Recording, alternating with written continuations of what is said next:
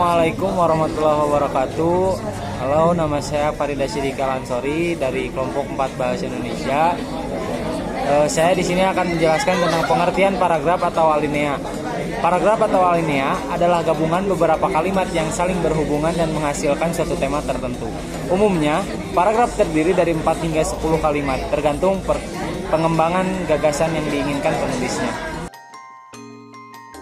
Materi selanjutnya akan disampaikan oleh saya. Perkenalkan, nama saya Irsyad Ismaya, akan menjelaskan tentang struktur paragraf. Struktur paragraf terdiri atas kalimat topik atau kalimat pokok dan kalimat penjelas atau kalimat pendukung. Kalimat topik merupakan kalimat terpenting karena berisi ide pokok kalimat, sedangkan kalimat penjelas atau kalimat pendukung berfungsi untuk menjelaskan atau mendukung ide utama. Struktur paragraf terdiri dari 3 bagian. Yang pertama, posisi paragraf. Kedudukan paragraf dalam karangan adalah sebagai unsur pembangun anak bab atau secara tidak langsung sebagai pembangun karangan itu sendiri. Dapat dikatakan bahwa paragraf merupakan satuan terkecil karangan, sebab di bawah paragraf tidak ada lagi satuan yang lebih kecil yang mampu mengungkapkan gagasan secara utuh dan lengkap. Yang kedua, ada batas paragraf. Menurut Kamus Besar Bahasa Indonesia, paragraf adalah bagian bab dalam suatu karangan, biasanya mengandung satu ide pokok dan penulisannya dimulai dengan garis baru. Selanjutnya bakalan dijelaskan sama saya Devani Pratama Putri.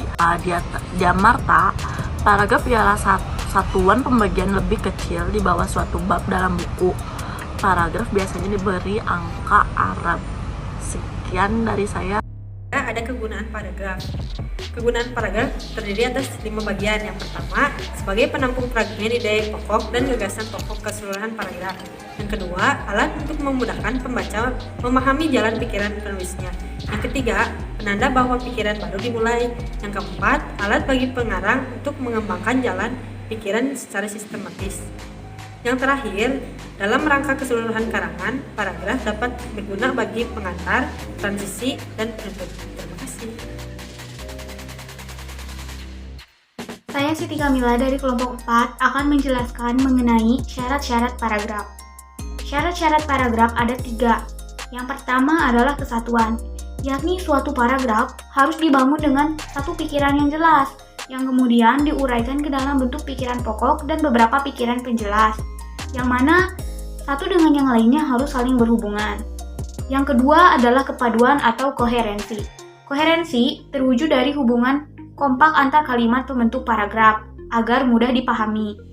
Ada beberapa cara agar paragraf memiliki kepaduan, yakni dengan memakai kata ganti, kata penghubung, serta perincian dan urutan pikiran.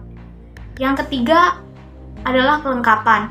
Paragraf dikatakan lengkap jika berisi kalimat-kalimat penjelas yang cukup untuk menopang kalimat pokoknya. Jenis paragraf berdasarkan posisinya dibagi menjadi 3. Pertama ada paragraf deduktif, yang kedua paragraf induktif, yang ketiga paragraf campuran.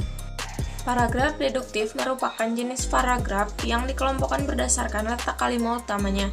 Nah, dalam paragraf jenis ini, kalimat utamanya terletak pada awal paragraf. Yang kedua, paragraf induktif. Kalau deduktif di awal, kalau induktif di akhir. Maka kalimat jenis ini terletak di akhir paragraf. Dan yang ketiga, ada paragraf campuran, merupakan perpaduan antara paragraf induktif dan deduktif. Kalimat paragraf campuran berada di awal paragraf dan diulang kembali di akhir paragraf. Assalamualaikum warahmatullahi wabarakatuh. Perkenalkan, saya Kira Syuhandar dari kelompok 4 akan menjelaskan tentang jenis paragraf berdasarkan tujuannya. Yang ke-1 ada paragraf narasi.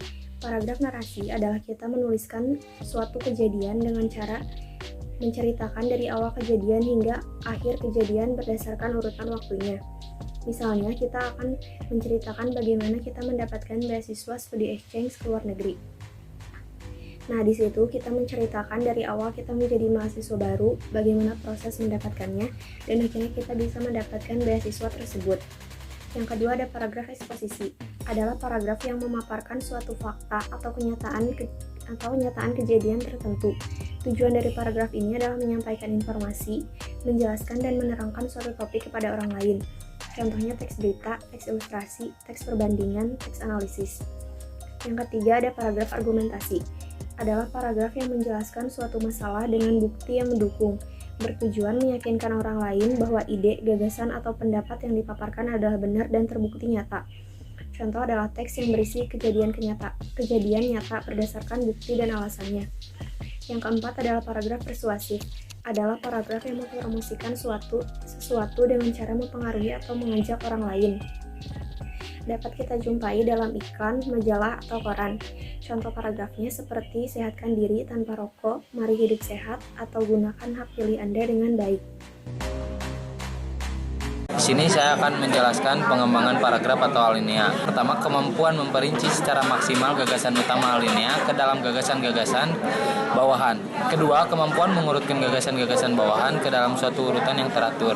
Beberapa metode pengembangan alinea sesuai dasar pembentukan alinea, klimaks dan anti klimaks, sudut pandang point of view, perbandingan dan pertentangan analogi contoh proses, sebab akibat umum khusus, klarifikasi, definisi, perkembangan dan kepaduan antar alinea.